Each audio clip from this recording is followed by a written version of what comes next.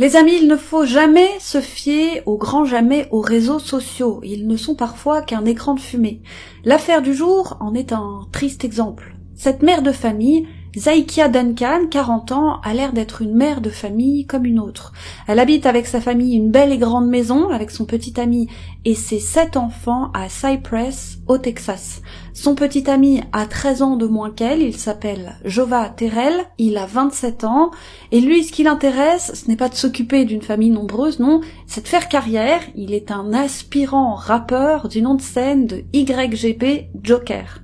Mais il semble n'avoir eu, jusqu'à présent, aucun succès, sa page Facebook réunissant un total de 21 likes. Quant à la mère de famille, on ne lui connaît pas d'activité professionnelle. Quant à ses enfants, ils sont âgés respectivement, et à l'heure où je vous parle, de 7 ans, 10 ans, il y a des jumeaux âgés de 12 ans, un autre de 14 ans, et enfin 2 autres jumeaux de 15 ans. Et c'est 2 ans en arrière que la mère de famille a eu l'idée d'ouvrir un compte TikTok. Elle veut partager avec le monde son plus grand bonheur, à savoir ses enfants. Et dès le premier TikTok, elle annonce la couleur. Elle a posté une vidéo appelée « Moi et les enfants qui font des bêtises ». Et on peut effectivement la voir s'amuser avec ses enfants dans la joie et dans la bonne humeur. Elle a tout l'air d'une mère des plus attentionnées. Puis le mois suivant, rebelote, elle poste cette fois une autre adorable vidéo avec le titre « Moi et mon équipage ». Et qui ne serait pas attendri par une scène aussi mignonne? La scène d'une mère aimante qui s'amuse avec sa progéniture. Et puis les vidéos vont s'enchaîner pendant près de 2 ans. On peut voir par exemple cette autre vidéo. Dessus, il y a une partie de la fratrie, il y a 4 des enfants de Zaïkia, ils sont attablés dans le salon et sont en train de manger des bonbons, le tout accompagné de la légende suivante « J'adore passer du temps avec mes enfants ». Puis encore quelques temps plus tard, elle photographiait la fratrie avec la légende suivante en route vers le laser game. Et ce même jour, elle poste une autre vidéo d'elle où on peut la voir danser joyeusement avec ses enfants. Le mois suivant, elle félicite cette fois son plus jeune qui a obtenu son diplôme à l'école publique IDEA, écrivant « Félicitations à mon petit garçon Nicolas pour toutes ses réalisations cette année scolaire. Je suis tellement fière de toi. Deuxième année, te voici. Lol. Il est le plus grand de sa classe. » On pouvait alors voir le jeune garçon recevoir son certificat d'école, alors entouré de ballons bleus et de ballons blancs. Voilà donc le portrait d'une famille heureuse que Zaïkia Duncan se plaisait à montrer sur les réseaux sociaux. Mais tout va basculer seulement 1 mois et demi après ces dernières images. Nous sommes alors le 18 octobre 2022 aux petites heures du matin, lorsque ces 2 fameuses silhouettes fantomatiques vont s'échapper dans la plus grande discrétion de cette belle et grande maison familiale. Il s'agit là de 2 des enfants de Zaïkia. Ce sont des jumeaux âgés de 15 ans, un frère et sa sœur. Et eux, contrairement aux autres enfants, Zaïkia ne les a jamais montrés face caméra, et vous comprendrez plus tard pourquoi. On peut donc les voir sur ces images de vidéosurveillance des voisins. Ils se déplacent de maison en maison, alors qu'il fait moins 10 degrés dehors, ils sont très légèrement vêtus. Le garçon est torse nu et pieds nus, et quant à la fille, elle est vêtue d'à peu près la même façon, à la différence près qu'elle a utilisé un sac plastique en guise de haut, par-dessus lequel elle a mis un gilet. Ils sont hagards, ils sont terrifiés, et l'un d'eux a dans ses mains une paire de menottes. Et le temps presse, ils savent qu'ils doivent vite réclamer de l'aide avant qu'il ne soit trop tard. Trouver de l'aide, c'est là leur seule façon de s'en sortir, et c'est peut-être même la dernière. Alors ils vont de maison en maison, ils sonnent une première fois à une porte, mais personne ne leur répond, puis une deuxième fois à une autre porte, mais leur interlocuteur refuse encore une fois de leur ouvrir. You need some help? Yes. Can you put let us in, please? We're What's too wrong with good. you? What? What happened? Can you please? We just need someone to be right now. No, we can't do that. Unsure of the circumstances, nearly all of the neighbors told the twins to keep moving. Les enfants montrent alors une paire de menottes, expliquent maladroitement qu'ils ont besoin d'aide, et ça a plutôt l'effet inverse en réalité. Ils font peur à leurs voisins. Alors tous se barricadent plus que jamais chez eux quand les adolescents se présentent à leur porte. Et les jumeaux vont passer comme ça 30 minutes à sonner à toutes les portes et à essuyer refus sur refus. Les pauvres sont transis de froid, mais ils ne perdent pas espoir. Quelqu'un finira forcément par leur ouvrir. Et effectivement, un miracle va se produire. Il y a une voisine qui, elle, n'a pas peur. C'est une mère de famille célibataire qui vit seule avec sa fille. Alors, rendez-vous compte, j'ai trouvé ça adorable. Ils ont essuyé des refus de la part de famille avec de grands gaillards chefs de famille, et c'est une maman célibataire qui leur ouvrira enfin la porte. Je vous ai toujours dit qu'il y a des mamans qui ont le courage de 1000 personnes. En tout état de cause. Et contrairement aux autres, elle comprend que quelque chose de grave est en train de se passer. Alors c'est sans attendre qu'elle leur ouvre la porte. Elle peut lire la peur dans leur regard, mais ce qui la frappe le plus, c'est la maigreur de ses enfants et les traces de ligature qu'ils présentent au poignet. Cette voisine, qui gardera l'anonymat, comprend immédiatement de quel probable enfer ces deux adolescents viennent de s'échapper. It was exactly 5:27 in the morning when I heard the doorbell ring. I just knew they were kids right away, so I quickly opened the door. I told them to come in and I quickly shut the door and I locked it. Elle déclarera plus tard aux médias, il était évident qu'ils couraient pour sauver leur vie.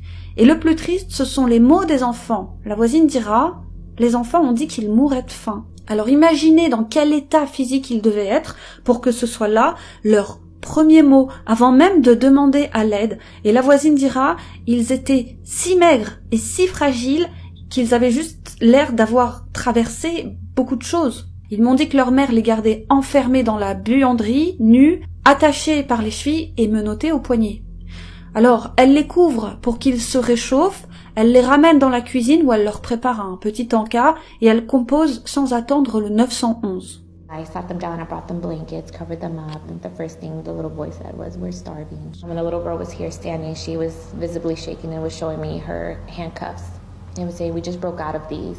Et donc en attendant l'arrivée des secours, la bonne Samaritaine qui, il faut le dire, n'a pas froid aux yeux, eh bien leur pose des questions. Elle leur demande par exemple où ils habitent. Et les enfants ne savent pas quoi lui répondre. Ils ne savent même pas laquelle des maisons du voisinage est la leur. Ils expliquent qu'ils ont juste marché au hasard, de maison en maison pour trouver de l'aide. Ils expliquent avoir déménagé récemment dans une nouvelle maison, mais qu'ils n'ont jamais été autorisés à en sortir. En parallèle, une patrouille de police arrive sur les lieux et eux aussi ne peuvent que constater l'état déplorable des enfants. De toute évidence, ils ont été privés de nourriture. C'est évident qu'ils ne mangent pas à leur faim depuis au minimum plusieurs mois.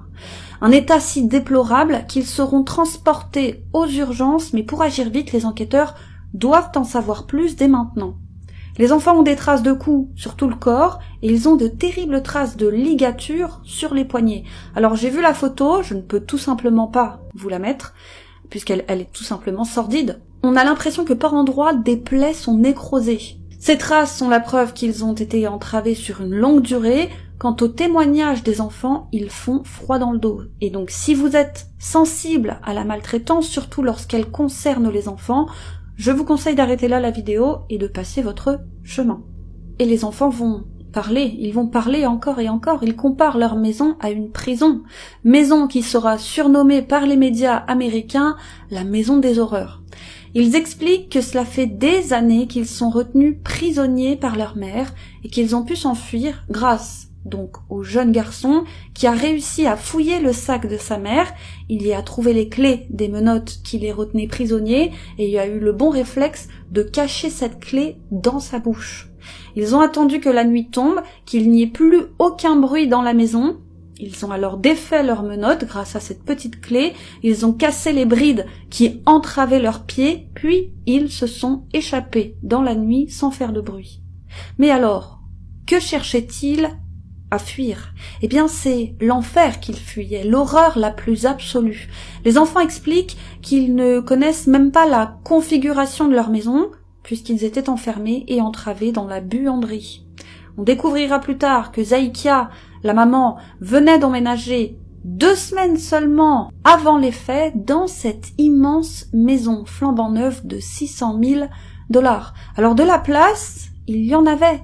4 grandes chambres, mais c'est dans la buanderie que la mère de famille a gardé ses enfants, et la plupart du temps nus et menottés. Et ils avaient l'obligation de garder le silence, sous peine d'être férocement battus. Et voici les outils qu'elle utilisait pour les corriger au besoin. Il apparaît qu'elle affectionnait tout particulièrement une tringle à rideau. Imaginez le poids d'une tringle à rideau. Elle utilisait aussi une rallonge électrique ainsi que d'autres objets du même acabit pour, je cite, les discipliner. Mais ce n'est pas tout.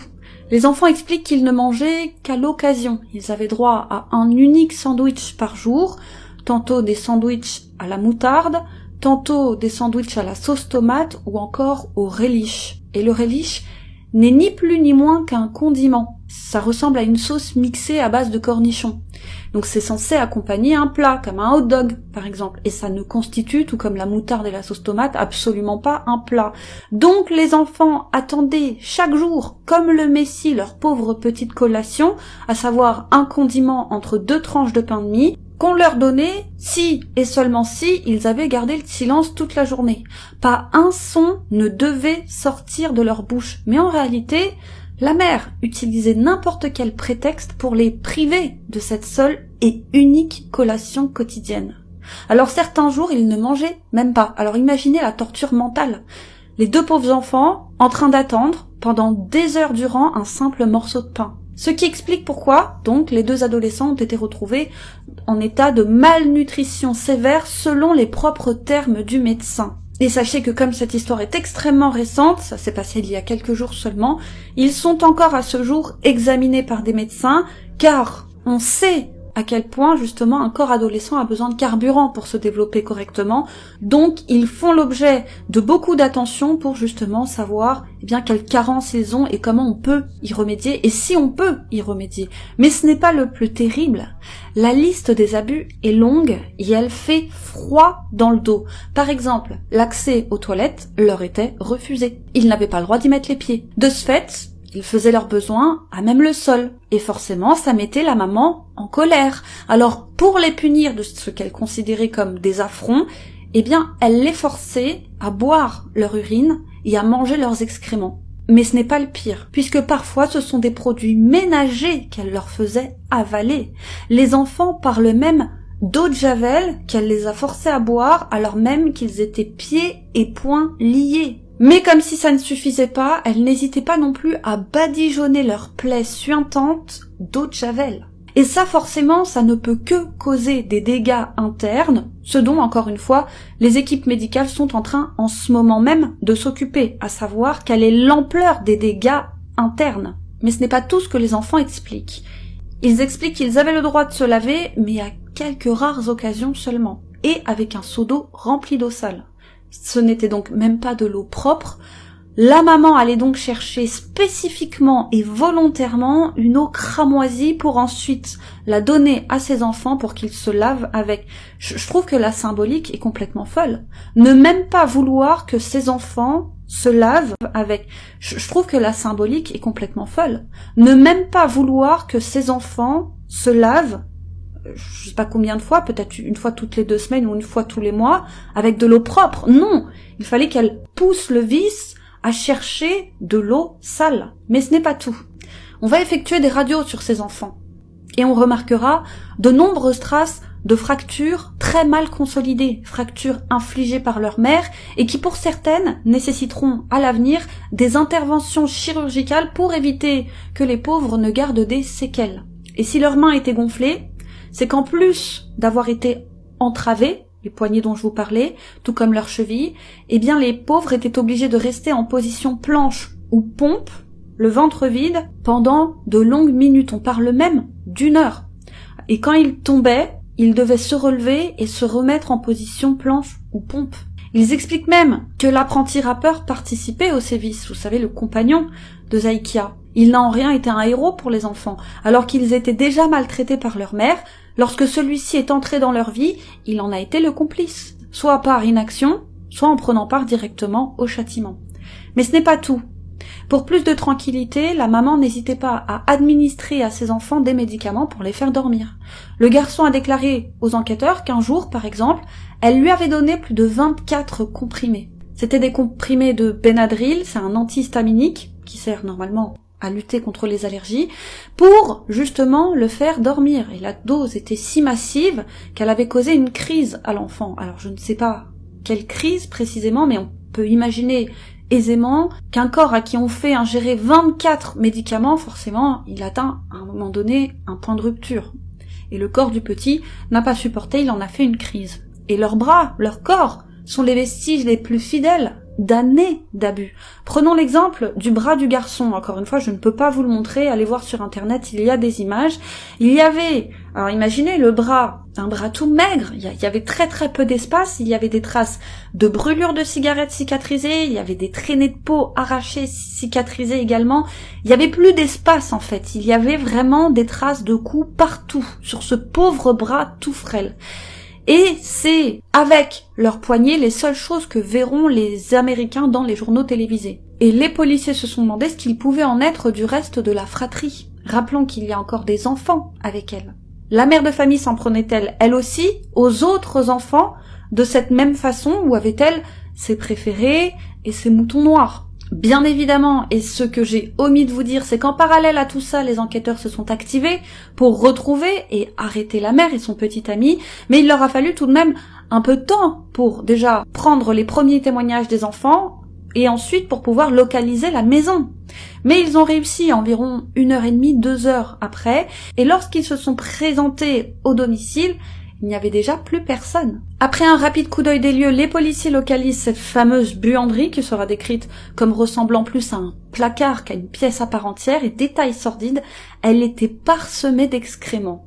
Et dans un coin, il y avait encore les brides cassées qui entravaient les jumeaux aux chevilles.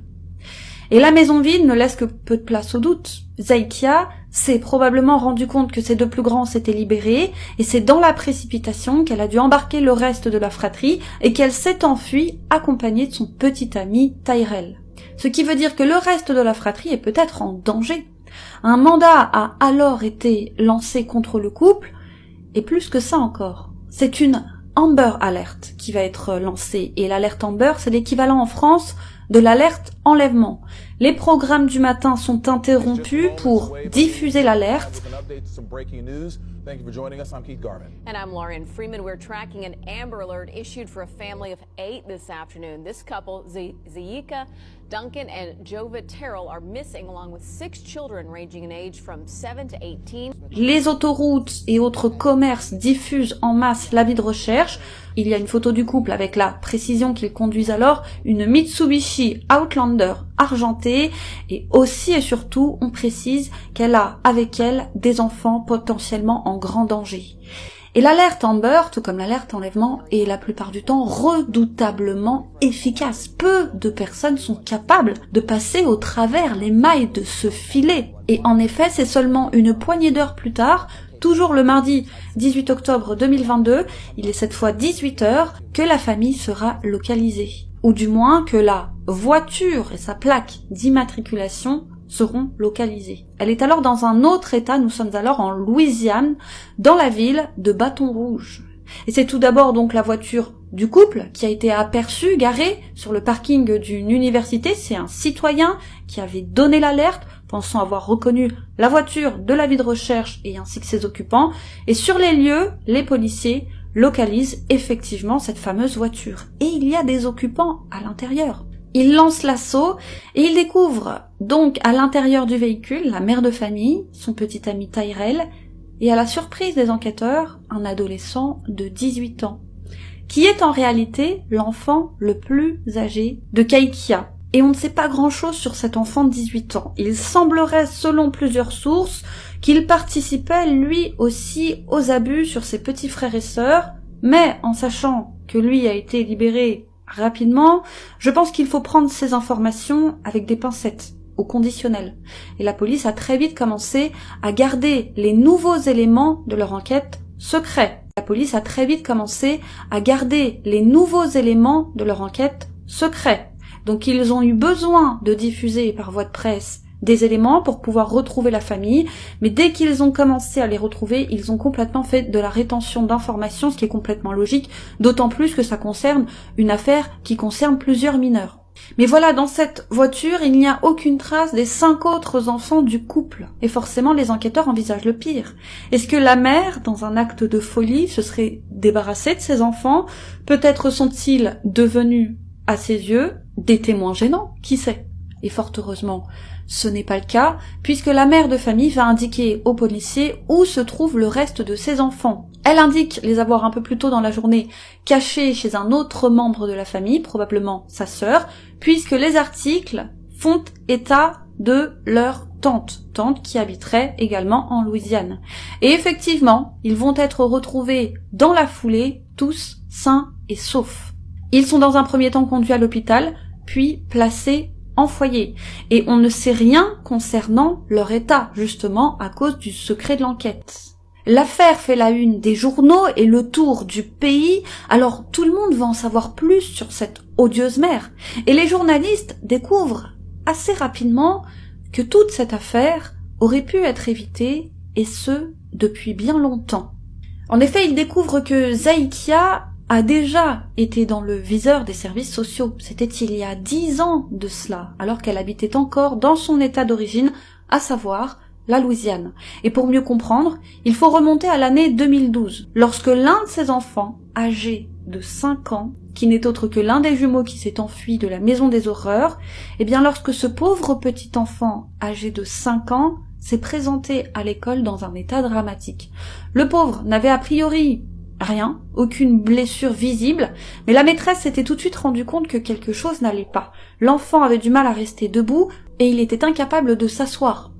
Il se tordait de douleur, alors c'est en soulevant juste un peu ses vêtements que sa maîtresse avait découvert des brûlures et des ecchymoses. Et de ce fait, le pauvre avait été envoyé sur le champ à l'unité des brûlés pédiatriques du centre médical Our Lady of Lake Prix, et lorsqu'il a été ausculté, les médecins ont découvert effarés qu'il présentait des brûlures au niveau de ses parties intimes, au niveau de ses fesses, ainsi qu'au niveau de la plante de ses pieds. Ces blessures semblaient, selon le médecin, avoir été provoquées par de l'eau brûlante.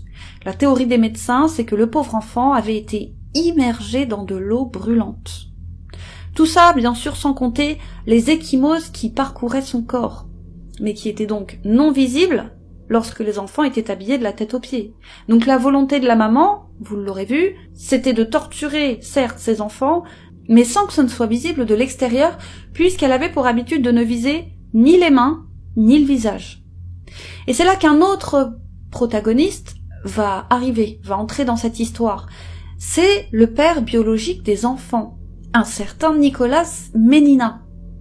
Puisqu'à cette époque, en 2012, il vivait avec femme et enfants, avant de quitter le foyer et d'en construire un autre avec une autre femme. Et sachez qu'on ne sait pas grand-chose sur lui, on sait juste qu'il a été arrêté il y a quelques jours, à l'heure où je vous parle, et qu'il a été interrogé, et qu'il est le père d'au moins 5 des enfants de Zaïkia.